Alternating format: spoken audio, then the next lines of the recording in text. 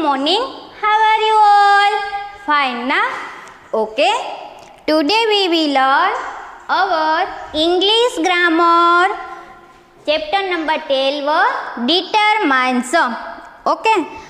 Chapter number 11 तक हमने पढ़ लिया है और आई होप कि तुम सब ने अच्छे से वो पढ़ लिया होगा। डिटरमाइंस सबसे पहले तो आपको अपनी ग्रामर ओपन करनी है और साथ में नोटबुक भी। ओके। और मैंने यहाँ जो भी लिखा है ये आपको अपनी नोट में लिखना है। Okay. Page number 27 determiners. Okay. Are you ready? Okay. What meaning of determiners? सबसे पहले तो हमें ये जानना होगा कि डिटरमाइंस किसे कहते हैं। तो first of all we will know what meaning of determine. Okay. A determine is a word that limits the meaning of a noun that follow it. Determiners क्या है? Word that limits the meaning of noun. ये ऐसा words है जो noun का limit बताता है। Okay. कि हम जो भी नाउन्स के बारे में बात कर रहे हैं उनकी कुछ लिमिट है, उनके आगे जो वर्ड्स यूज किया जाता है उनको डिटरमाइन कहते हैं। Okay. Once again I repeat, a determine is a word that limits the meaning. वो noun of a noun, noun के मीनिंग का लिमिट्स बताता है। That follow it. जो भी सेंटेंस में नाउन है उसका मीनिंग का लिमिटेशन बताता है। इस वर्ड को हम डिटरमाइंस कहते हैं। Okay. For example that boy, यहाँ पे हम बॉय की बात कर रहे हैं। ओके। तो बॉय जो सभी बॉय है उसकी बात हम नहीं कर रहे। ओके। यहाँ पे मैंने लिखा है दैट बॉय, तो ये जो दैट बॉय है सिर्फ हम उसी की ही बात कर रहे हैं। तो ये जो वर्ड है ना ये बॉय के लिमिट बता रहा है कि सिर्फ वही बॉयज के बारे में हम बात कर रहे हैं। Okay. Then red rose. Okay. अगर हम रोज कहेंगे तो ये तो सभी रोज की बात हो गई, मगर मैं ऐसा बोलती हूँ कि रेड रोज, तो यहाँ पे जो रोड है ना ये रोज की लिमिट बताता है। ओके। कि सिर्फ रेड रोज के बारे में ही हम यहाँ बातचीत कर रहे हैं। Then 5 planes. प्लेन्स कितने प्लेन्स है? 5 प्लेन्स। हमें सिर्फ यहाँ 5 प्लेन्स के बारे में ही बात करनी है। तो ये हमारा जो नाउन है उसके आगे का जो ये वर्ड्स है ये हमारे नाउन का मीनिंग का लिमिट बताता है। ओके। तो इसको, इस वर्ड्स को हम क्या बोलेंगे? डिटरमाइन। ओके। अंडरस्टैंड ना किसे डिटरमाइन कहते हैं? अब हमने एग्जाम्पल देख लिया तो आपको अच्छे से समझ में आ जाएगा। Then next example, a camel. यहाँ पे हम किसकी बात कर रहे हैं? एनिमल से, सिर्फ कैमल की बात कर रहे हैं। Okay. Then first prize. Okay. First prize. Then my home. यहाँ होम की बात हो रही है, लेकिन किसके होम की बात हो रही है? सिर्फ माय। ओके। तो ये सभी जो नाउन के आगे वर्ड्स है ये हमारे नाउन का मीनिंग का लिमिट बताता है कि सिर्फ इसके ही बारे में हमें बातचीत की है। तो ये जो सभी नाउन के आगे का जो वर्ड्स है उसको हम क्या बोलेंगे? डिटरमाइंस। ओके।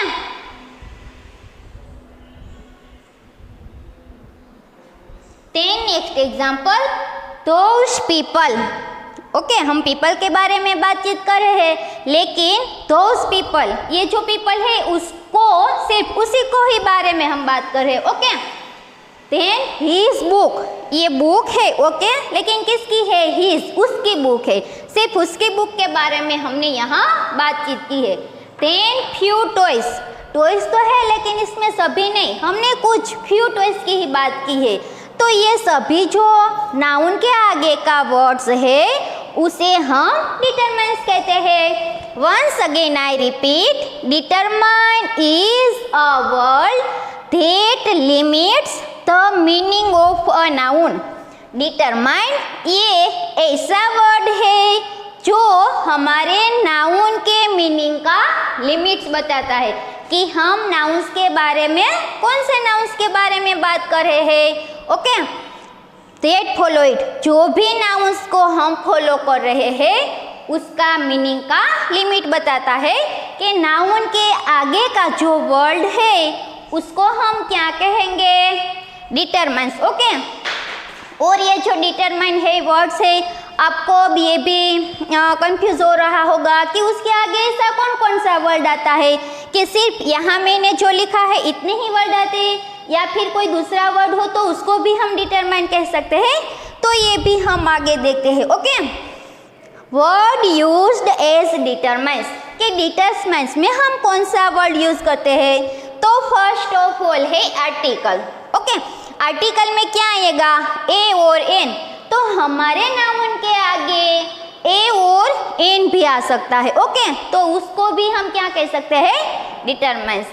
देन डेमोस्ट्रेटिव एग्जेक्टिव्स, एग्जेक्टिव्स जैसे कि डेमोस्ट्रेटिव एग्जेक्टिव मीन्स कि इसमें कौन कौन से वर्ड्स आएंगे, दिस, दैट, these और those, ये सभी वर्ड्स अगर हमारे नाउन्स के आगे आता है तो उसको भी हम क्या कहेंगे, determiners. Okay, then third is pronounce.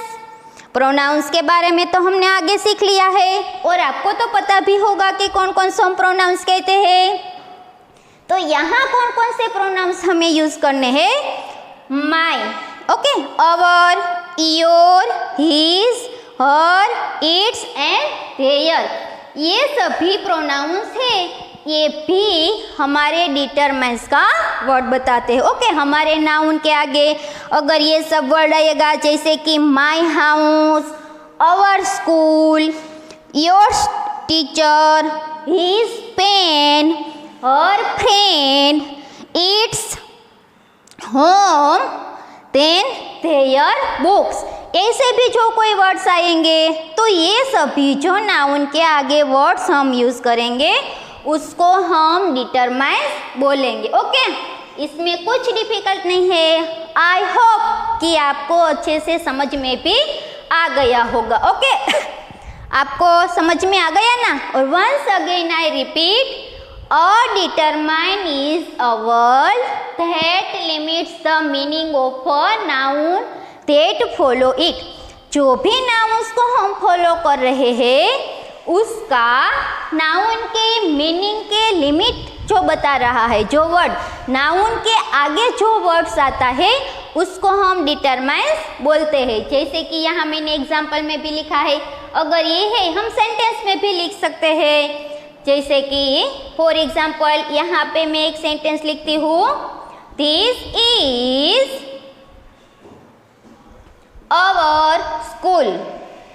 Okay, तो इसमें ये जो आवर स्कूल है, ओके, तो ये नाउन है, तो नाउन के आगे का ये जो वर्ड्स है आवर, उसको हम क्या कह सकते हैं, डिटरमाइन। ओके, आपको समझ में आ गया ना।